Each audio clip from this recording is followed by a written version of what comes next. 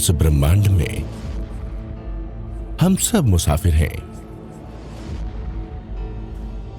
अनंत में स्वयं की खोज, ज्ञान के शिखर पर साधनाओं की खोज। हमारा चंचल मन सूक्ष्म से गूढ़ और गूढ़ से सूक्ष्म की कभी ना खत्म होने वाली इस यात्रा में चल पड़ा है। तो फिर कहां मिलेगा सुख, कहां जागृत होगी चेतना? आखिर कौन बताएगा कि हम खुद शून्य हैं या फिर पूरा ब्रह्मांड ही शून्य सा सूक्ष्म बनकर हमारे भीतर समाया हुआ है? मगर जीवन तो क्षणभंगुर है। सांसारिक मोह माया के वशीभूत बनाए गए हमारे महल और धन दौलत सब यही रह जाने हैं। आखिर कब हम अपने मन के पार शून्य को समझकर ध्यान और चेतना के सहारे अंतर यात्रा शुरू करेंगे? अनुभूतियों की गहराइयों में शांति के सूत्र खोजकर आखिर कब अंतस की अनंत सुखद यात्रा पर निकल पड़ेंगे? वो वक्त आ गया है।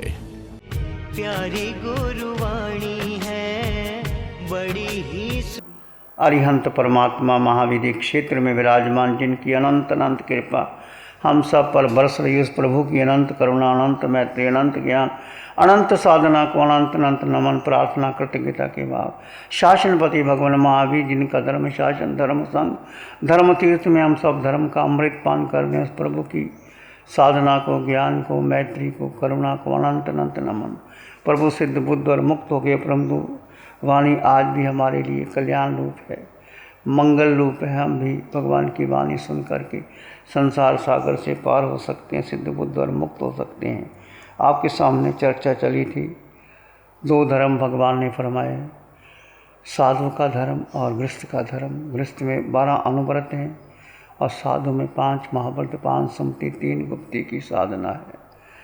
5 में अनुव्रत में 5वां अनुव्रत इच्छा परिमाण की चर्चा आपके सामने चली है।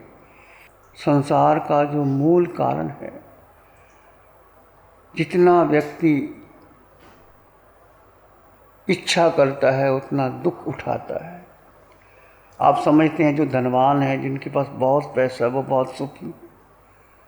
ऐसा नहीं है, वो और चाहते हैं और आगे बढ़ना, और इससे वो दुख बढ़ता चला जाता है। उनके जीवन में शांति नहीं हो सकती। शांति, पीस, आनंद हमारा स्वभाव है, शांति हमारे भीतर है, ज्ञान हम स्वयं, इसमें इच्छा कुछ नहीं। हमारा स्वभाव ही आनंदमय है, आत्मा का स्वभाव, और पीस इज इनसाइड, और ज्ञान हम स्वयं है, क्योंकि आत्मा में अनंत ज्ञान भरा है। अनंत सुख आत्मा में, शक्ति आत्मा में, ज्ञान आत्मा में, सब कुछ आत्मा में पड़ा। यदि जीव को छोड़ करके हम कहीं भी जाते हैं तो दुख ही दुख पड़ता है। ये उल्टा है, जीव को कुछ चाहिए नहीं और व्यक्ति इच्छाएं करता है, मुझे ये मिल जाए, वो मिल जाए, दुनिया की खजाना भी मिल जाए। शास्त्रकार कहते हैं, सुवर्ण रूप सुपव्या भवे, सियाहु कैलास सावा संख्या, नारस लब्ध सुनते किंची, इच्छा आगा सुसावानंदिया।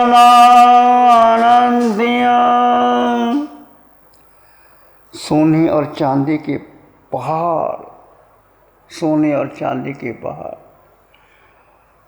कैलाश पर्वत के समान असंख्य हैं आपके पास, परंतु जो व्यक्ति इच्छा करता है, नरस लुद्ध स्नैत ही किंच, इच्छा हो आकाश में, वो व्यक्ति जो और चाहता है और चाहता है, वो और दुखी हो जाता है, क्योंकि इच्छाएं आकाश के समान, जैसे आकाश का कोई और छोर नहीं, ऐसे जो व्यक्ति इच्छा करता है सुख, और इच्छा करके वो धन को सुख प्राप्त करना चाहता है। वित्तेन तानम न लभ्ये पमत्ते इमं मिलोवे अद्वा परत्थे दीव पनट्ठे विजय अनंत मोहे लियाऊं दट्ठो मदट्ठो में। धन से आज तक किसी को शांति नहीं मिली। कोई व्यक्ति देख लो दुनिया भर में, कहते हैं अमेरिका का सबसे अमीर आदमी एंड्रयू कार्नेगी था,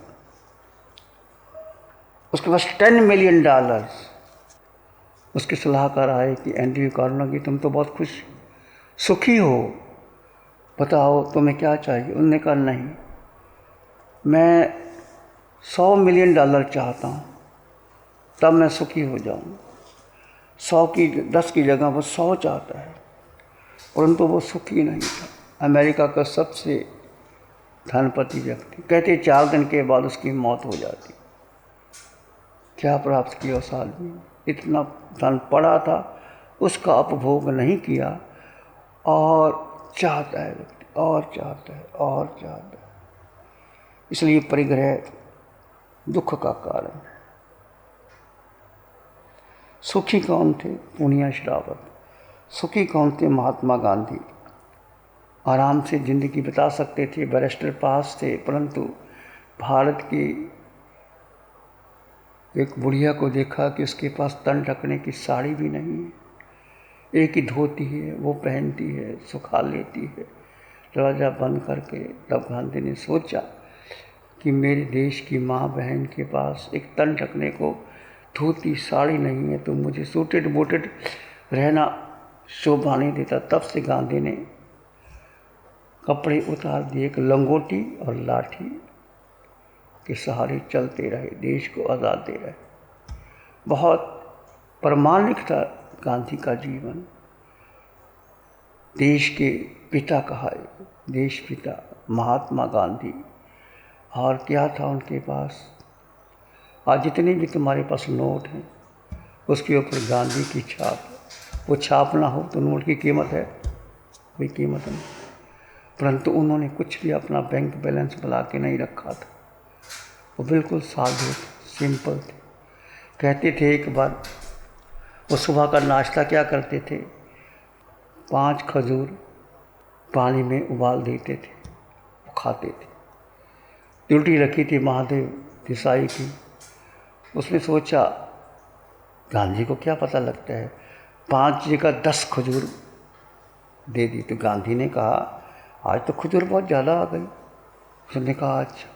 कहते क्या फ़र्क पड़ता है 5 में 10 में, खा लो। गांधी ने कहा ये अच्छा गणित है तुम्हारा। यदि 5-10 में फ़र्क नहीं पड़ता, तुमने 15 चाहते हो तो मैं 5 ही खाऊंगा, 10 में नहीं लूँगा। तो गांधी का जीवन प्रामाणिक जीवन था।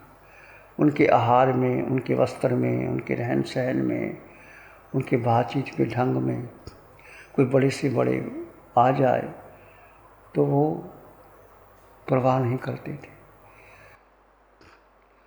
और जहाँ साबरमती का आश्रम उनका बना हुआ है, जहाँ वो गांधी जी बैठ कर के, ऐसा एक मेज है, वहाँ बैठते थे नीचे ही और सब काम करते थे। उनका चश्मा देखो, उनकी लाठी देखो, उनके जूते देखो, बहुत सिंपल गांधी का जीवन था। तो कहते थे एक बार उनको बुलाया गया, वायसराय मीटिंग थी, तो गांधी को कहा गया कि तुम्हारे वहाँ जाना पड़ेगा, वायसराय के जाने के लिए तुम्हें अपने कपड़े बदलने पड़ेंगे। गांधी ने कहा नहीं, मैं कपड़े नहीं बदलता। तो गांधी उसी लंगोटी और लाठी और एक चादर के सहारे गए। तो उनसे पूछा गया कि क्या तुम्हारे, कहते तुमने हमारे पहले कपड़े छीन लिए, हमारे पास पहनने का कपड़े कहाँ है, तुमने हमें इतना गुलाम बना लिया, कपड़े तो हमारे तुमने छीन लिए, हम कपड़े पहने कैसे? ऐसे निर्भीक निडर उत्तर देते थे गांधी। और एक तरफ एंड्रयू कार्नेगी है, एक तरफ गांधी, एक तरफ लाल बहादुर शास्त्री है। तो कहने का अर्थ, जीवन में सच्चा सुख कहाँ है? सच्चा सुख आपके भीतर है, वो जीव में है, वो आत्मा में। आत्मा में बस मात्र एक जीव को जान लो, आपको सब कुछ मिल जाएगा। जीव में ठहरने का पुरुषार्थ करते रहो। अंदर का सुख प्रकट होने लग जाएगा। प्रकट क्यों नहीं होता कि हम सुख तो ढूंढते नहीं, साता के पीछे पड़ जाते हैं। शरीर के सुख चाहते हैं, मन बुद्धि इंद्रियां, मन के संकल्प विकल्प के पूरे में, इंद्रियों के सुख में, बुद्धि में, और सुख जो भरा था वो नज़र नहीं आता। सुख आपके भीतर है, सच्चा सुख भीतर है। राजा भर्तृहरि कहते हैं, भोगान भुक्ता वैमेव भुक्ता तपोन तप्तम वैमेव तप्ता कालो न याति वैमेव याता कृष्णा न जीर्णा वैमेव जीर्णा। राजा भर्तृहरि राजा थे, बहुत बड़े विद्वान थे। उन्होंने श्रृंगार शतक लिखा, नीति शतक लिखा, वैराग्य शतक लिखा, और एक पिंगला के मुंह में आकर के एक देव ने अमर फल दिया था। राजा ने सोचा, देव ने एक ब्राह्मण को अमर फल दिया। ब्राह्मण कहता मैं फल खा के क्या करूँगा, उसने राजा को दे दिया। राजा ने सोचा ये फल मैं करके क्या करूँगा। जो व्यक्ति बहुत चीज़ अच्छी होती है वो आप खुद नहीं खाते, जो आपके नज़दीक होता है, जो प्रिय होता है, वो उसको देती। अच्छी चीज़ देखो, माँ कभी खुद नहीं खाती, बच्चे को देती। जिसको आप अधिक प्रेम करते हैं वो चाहता है वो ले ले, वो खा ले, वो ले ले। राजा भर्तृहरि को सबसे प्रेम पिंगला थे, रानी से था। वो महलों में गया और कहा लो ये अमर फल आया है, तुम ग्रहण करो। क्या होगा, खा के अमर हो जाओगी। मैं क्या अमर हो जाऊँ, नहीं, तुम अमर रहो, तुम अमर रहोगे तो मुझे कोई चिंता नहीं। तो राजा लेके चला गया। अब रानी का प्रेम किसी और थे, दुर्गा के साथ। रानी ने सोचा मैं फल खा के क्या करूँगी। उसने दुर्गा को फलाया, दुर्गा को दे दिया। ये कहानी लंबी है। दुर्गा ने सोचा उसका और किसी नगर वधू से प्रेम था, उसने उसको नगर वधू को दे दिया। नगर वधू ने सोचा कि फल मैं क्या करूँगी, संसार के लोग तो मेरे पास आते हैं, मैं कैसा जीवन जीती हूँ। उसका अपने जीवन से घृणा थी। लोग आते थे, धन बहुत आता था, परंतु उसको सुखी नहीं थी, शांत नहीं थी। उसने कहा नहीं ये फल राजा को मैं देती हूँ, राजा खाएगा, राजा न्याय करेगा। तो राजा को, और नगर वधू राजा के पास चल फल लेके, जब फल लेके राजा के पास चली गई तो राजा ने सोचा ये फल तुम्हारे पास कैसे आ गया। उसने कहा कि मुझे ऐसे मिला था। तो राजा को बहुत गुस्सा आया। वो गया पिंगला के पास और आंखें बदल गई, वो प्रेम चला गया, क्रोध की चिंगारें निकलने लग गई। पूछा फल कहाँ है। रानी ने कहा मैंने खाया। तुमने नहीं खाया, सच बता दे, वो फल कहाँ है। अब वो प्रेम की आंखें नहीं थी, वो करुणा नहीं था, क्रोध, जय, मारने की भंग। राजा ने हंटर निकाल दिया, इस समय तो मैं चमड़ी उधार दूंगा, सच बता फल कहाँ है। कहते हैं ना भूत के आगे सब मान जाते हैं। बड़े बड़े लोग ये थाने में जाते हैं, पिटाई होती है ना, सब बोल देते हैं हाँ मैंने ऐसे किया, ऐसे किया, ऐसे किया। तो रानी देखा कि अब राजा वो मुझसे प्रेम नहीं करता, अब पता नहीं मुझे मारे, क्या करे, कहाँ ले जाए। राजा को बता दिया कि मैंने ये फल दरोगा को दे दिया। दरोगा को बुलाया गया, फल कहाँ गया। कहते मैंने नगर वधू को दे दिया। नगर वधू को फल आ ही गया था। राजा ने सोचा अच्छा ये प्रेम। राजा को वैराग्य हो गया। वो राजा जो पत्नी के प्रति आसक्त था, ये प्रेम, इसको प्रेम कहते हैं, वैराग्य में बदल गया। सच्चा प्रेम वैराग्य लाता है, वीतरागता लाता है, आनंद लाता है। शरीर का प्रेम नहीं होता, बदल जाता है। पर सच्चा प्रेम जो होता है, वो सच्चा प्रेम, जो सच्चा साथी जिसको मानते हैं, उसको ऊंचा उठाओ, इतना ऊंचा उठाओ कि संसार से पार हो करके वो त्याग में, वैराग्य में, वीतरागता में आगे बढ़े और जीव का कल्याण करते करते वो महावीर में पहुंच करके साधना करे और अपने जीवन का कल्याण करे। मैं आत्मा हूँ, मेरा घर सिद्धालय है, मैं निश्चित सिद्धालय जाऊँगा। प्यारी गुरुवाणी है। नमो अरिहंतानंद, नमो सिद्धानंद, नमो आयर्यानं नमो वज्रायनं नमो लोये सप्साहुनं धम्मो मंगल मुकिठम अहिंसा संयमो तब देवावित्तं नमं संति जस धम्मे श्यामनो। श्री चत्तारी मंगलम अरहंता मंगलम सिद्धा मंगलम साहु मंगलम केवली पाणतो धम्मो मंगलम।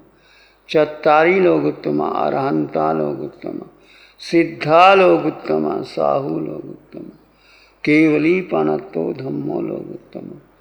चत्तारी शरणं पवज्जामि अरहन्ते शरणं पवज्जामि सिद्धे शरणं पवज्जामि साहु शरणं पवज्जामि केवली पाणतं धम्मं शरणं पवज्जामि। चारे शरण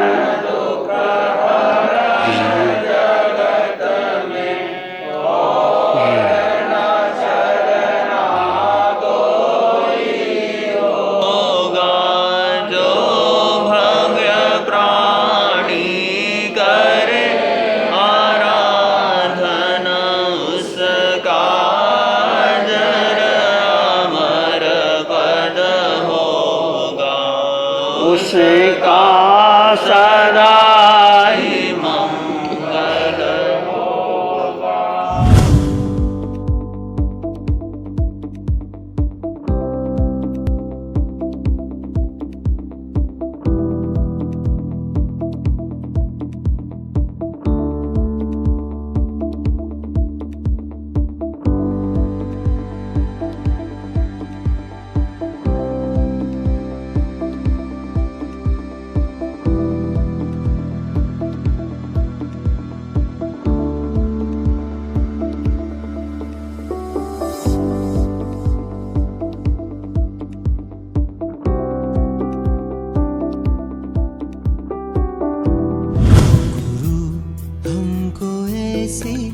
कृपा दृष्टि दे।